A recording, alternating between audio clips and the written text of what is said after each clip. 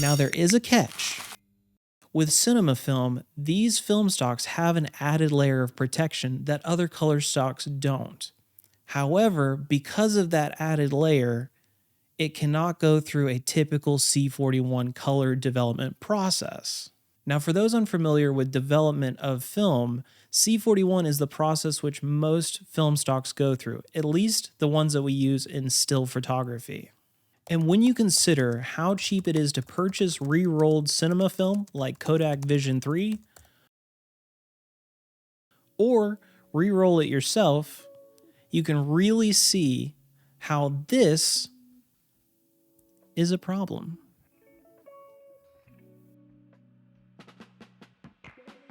The layer that's on cinema film is called Rem-jet. This is what makes it impossible to go through the C41 process without ruining your chemicals. And because cinema film has a Rem-jet layer, it therefore goes through its own process, and this process is called ECN2. Now for context, I added the ECN2 process here, specifically the portion on Rem-jet removal, because I want to show you the official formula. So according to Kodak, the solution starts with 800 or so mils of 80 to 100 degree water, followed by 20 grams of borax, 100 grams of sodium sulfate, and a gram of sodium hydroxide, also known as lye, with a top up of about 200 or so mils of water to make 1000 mils of solution, or a liter or so. But for the sake of this video, I'm using washing soda, also known as sodium carbonate, not to be confused with sodium bicarbonate, which is baking soda. Both of which are viable, but for this particular video, I chose to go with sodium carbonate, or washing soda. And for anyone interested in choosing washing powder or baking soda over the proposed ECN2 process we talked about, really, both of these are affordable, available, and most of all, they're not caustic. Science. Yeah. Now the things we're going to need to make our solution: one, we need a scale that measures in grams, so we can actually measure out 100 grams of sodium carbonate. And we also need a container that'll hold 1000 mils of solution, so we can put 1000 mils of water in it and mix our powder.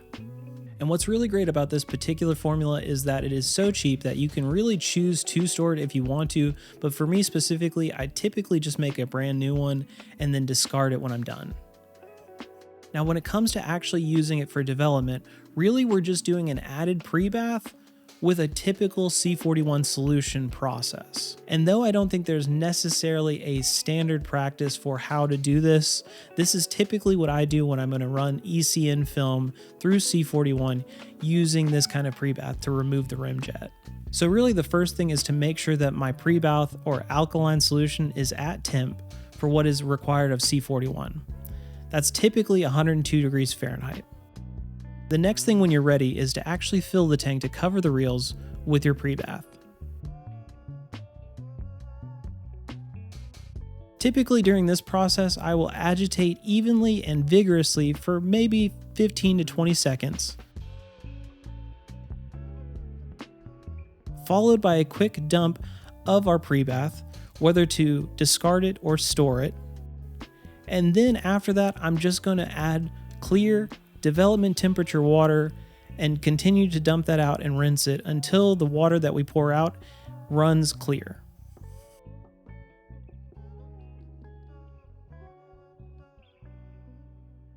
And when you get clear water that's dumped, you're ready for the standard C41 process, so you can start with your developer. But the last thing to think about is when you're finished with the actual development process, you just have to make sure there's no residual Rem-jet before you decide to hang your film. Some people will actually hang the film and do this next step. I typically just keep it in development temperature water and massage it just to make sure that there's no Rem-jet. Now you can be as particular and procedural as you want to be with this. Some people will choose to hang it and wipe it. I keep it in development temperature water and I massage it with a glove in order just to get that last residual Rem-jet off. Thankfully, the alkaline solution at the beginning gets most of it, but typically there is still some smudging that happens, and what you need to do is just massage the residual off. And that's it. Really, it's just about removing the Rem-jet off the cinema film in order to process it at home in a C41 development. That way you don't have to buy specific chemicals for a stock you may not actually shoot very often. It's very fun, and I hope you do this because it does give you a little bit more experience in the darkroom. It gives you a little more experience with development, and most of all, it gives you a stock which you may or may not get to try that often because of something like this. So hopefully you will go and check it out. But before you go, make sure to smash the like button and the subscribe button on your way out because it helps the channel. I super appreciate it. And if you're interested in anything like this, there is tons of film content back on the channel and coming to you soon. So make sure to subscribe to see all of it. But for now, I want to say thank you again so much for checking this one out. I hope to see you again. And for me, I will definitely see you in the next one.